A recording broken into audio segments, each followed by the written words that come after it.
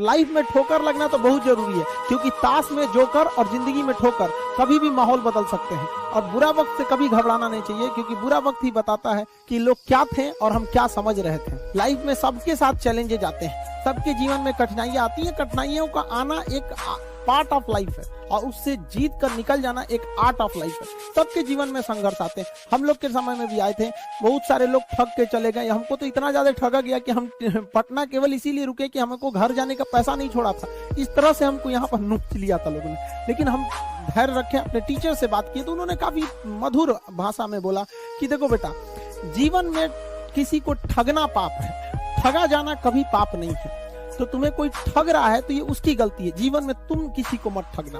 क्योंकि हम किसी भी इंसान के सीसीटीवी कैमरे से बच सकते हैं, लेकिन जो ऊपर वाले ने सीसीटीवी कैमरा लगाया है उससे कोई नहीं बच सकता। संघर्ष से व्यक्ति को कभी नहीं भागना चाहिए, क्योंकि जीवन में जो कभी संघर्ष से परिचित नहीं हुआ, इतिहास गवाह है, वो कभी चर्चित नहीं हुआ। और जिंदगी हो या व्हाट्सएप, लोग हमेशा स्टेटस ही देखते हैं।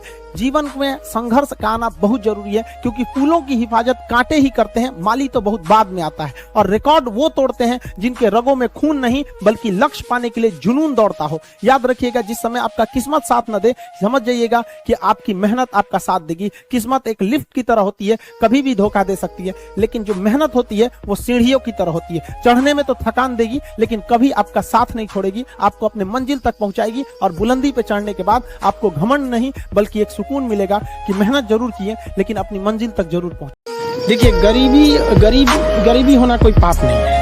एक रेस के घोड़ा को अगर आप देखिएगा ना, तो रेस पे घोड़े पे जो बैठा होता है घोड़सवार, उस घोड़े को बहुत मारता है, इतना तकलीफ देता है कि घोड़ा को समझ में नहीं आता है कि हमको तकलीफ क्यों दे रहा है। लेकिन रियलिटी में देखिएगा ना, तो उसका मालिक उस घोड़े को जिताना चाहता है। तो उसी तरह हमारा मालिक भगवान है। अगर हमें गरीबी दे रहा है, तकलीफ दे रहा है ना, तो आप इससे घबराइए नहीं।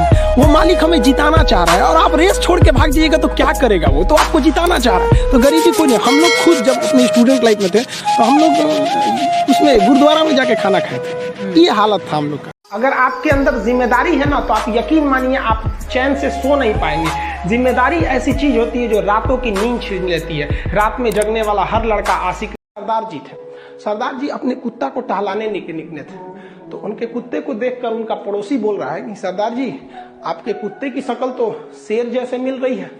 तो सरदार जी गुस्सा हो गए, पड़ोसी पे कहे, चुप, ये कुत्ता नहीं शेर ही है, प्यार के चक्कर में पड़ के इसकी शक्ल कुत्ते की जैसे हो गई। इसलिए लड़का लोग को भी कहते हैं, पढ़ाई वढ़ाई कर लेना तो शक्लों बिगड़ जाएगा, करियरों बिगड़ जाएगा। बेहतर से बेहतर होने का तलाश करें, मिल जाए नदी तो समंदर की तलाश करें।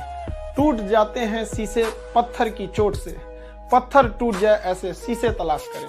जिंदगी में कामयाब होने के लिए याद रखिएगा, ये मायने नहीं रखता है कि आपने कितना किया, मायने ये रखता है कि आप कितना कर सकते थे। जब लंका में पुल बनाया जा रहा था पत्थरों को जोड़ जोड़ कर सीता माँ को लाने के लिए, तो बंदरों के साथ साथ गिलहरियां भी वहां पत्थर भर रही थी। तो इन सबसे कितना पत्थर ही उठेगा। एक बंदर आया तो उठा के फेंक दिया गिलहरी को कि भाग यहाँ से, तो इतनी पत्थर बीच में ला रही है। तो मर्यादा पुरुषोत्तम राम के पास वो जाके गिलहरी गिरी, तो गिलहरी को वो प्यार से सहलाए थे ना, तो ऐसा कहा जाता है कि इस पे जो निशान है गिलहरी के पीठ पे, वो राम जी का है। राम जी ने उस बंदर को बुलाया और कहा कि देखो, तुम इतना विशाल पत्थर उठा रहे हो तो तुम्हारा शरीर भी विशाल है। ये गिलहरी इतना बड़ा पत्थर उठा रही है जितना इसकी क्षमता है। तो आप अगर कामयाब होना चाहते हैं तो आप ये मत सोचिए कि आप हमने आज 8 घंटे पढ़ लिए या 8 घंटा मेहनत किए। आप ये सोचिए कि आप कितना कर सकते थे। और देखिए, जो सपने देखते हैं उनके लिए तो पूरी रात छोटी पड़ जाती है, और सपने पूरे करने वाले के लिए पूरा दिन छोटा पड़ जाता है। और इस दुनिया में बहुत सी भाषाएं बोली जाती है। इन सारी भाषाओं में सबसे मीठी भाषा होती है मतलब की भाषा।